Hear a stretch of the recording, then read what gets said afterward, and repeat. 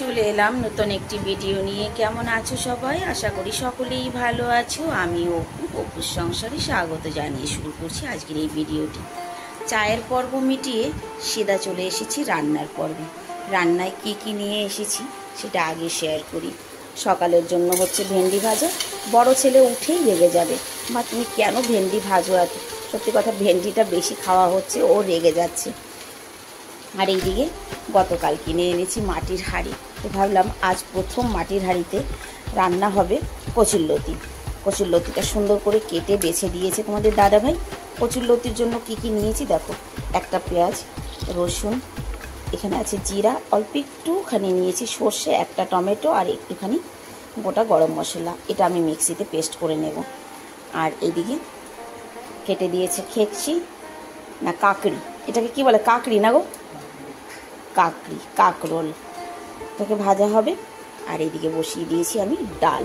তো চলো আগে কচুরলতির মশলাটা তৈরি করি। এটাকে আগে পেস্ট করে নিয়ে আসি, তারপরে আসছি কি করে রান্না করব সেটা দেখাবো। মশলাটা বানিয়ে এনেছি, হাঁড়ির মধ্যে কিন্তু কিছুই দিইনি এখনো, ঠিক আছে? কচুরলতিগুলো হাঁড়ির মধ্যে সব দিয়ে দেবো আমি। সত্যি কথা, হাঁড়িটা এনেছি কিন্তু আমি হান্ডি মাটন বানাবো, সেই জন্য।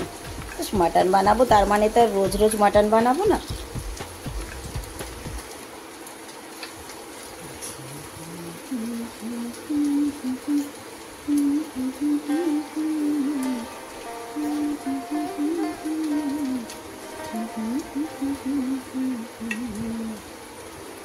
হলুদ, লঙ্কার গুঁড়ো, নুন, যা কিছু দিতে হয় আর কি, সব কিছু দিয়ে দিয়েছি। এবার দিয়ে দেব এই যে বানানো মশলাটা। এটা ভালো করে হাত দিয়ে দিতে হবে।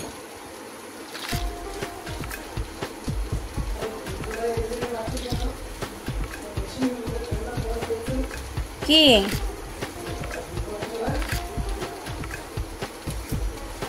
ও এসি চলছিল তো সেই জন্য। চিংড়ি মাছ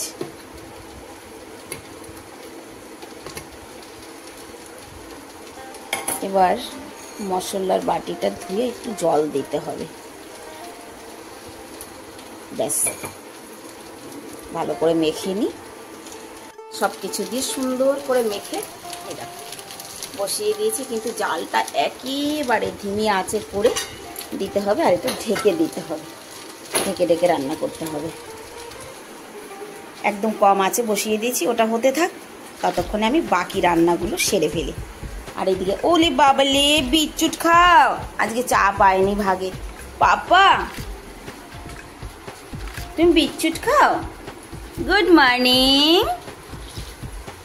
এই টাকলু কথাই বলে না, বিস্কুটটা হাতে পেয়েছে। ওই যে বড় পাপা যায়, দেখো কোনো হেলডোলি নেই তার। সকালবেলা এসে শুধু খাবি, একটু কথা বলবি না, গুড মর্নিং বলবি না, সেটা কি হয় বলতো?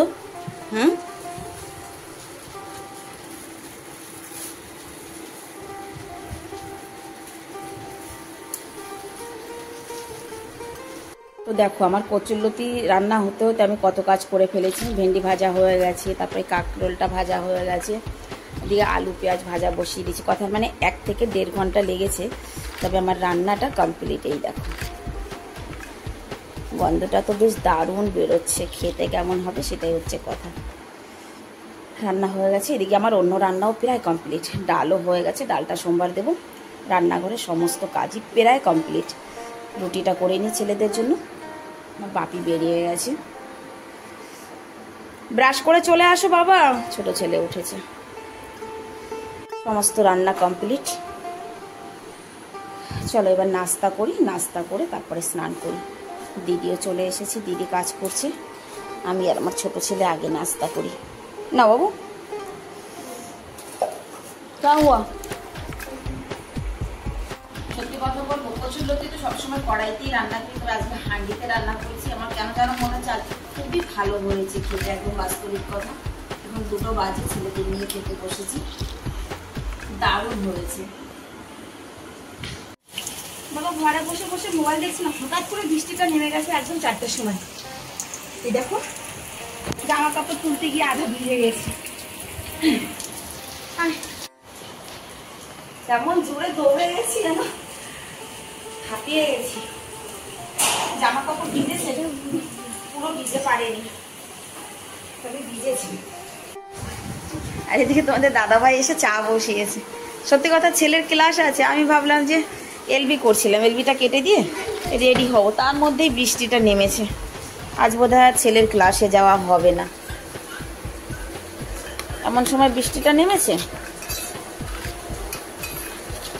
বুঝতে পারিনি, রুমের মধ্যে ছিলাম তো। তবে দিল্লির মানুষ চাতক পাখির মতো চেয়েছিল বৃষ্টির জন্য, জানো তো। হ্যাঁ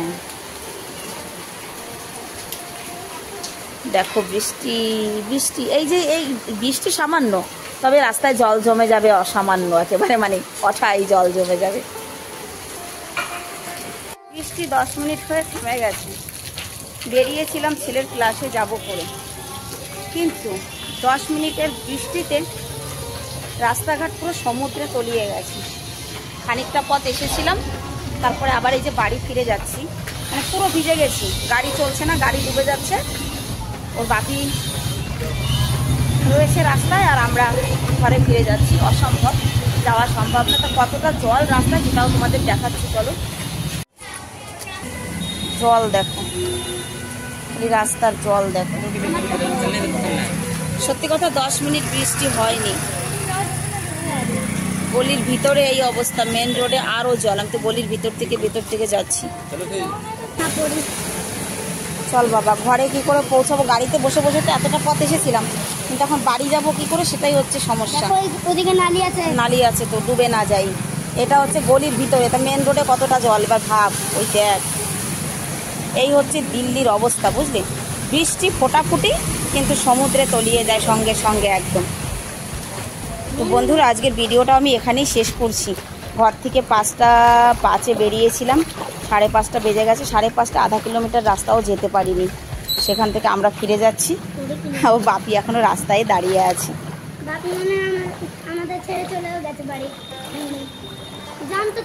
সামনে মেন রোড, চলো মেন রোডে একটুখানি দেখিয়ে দিই তোমাদের।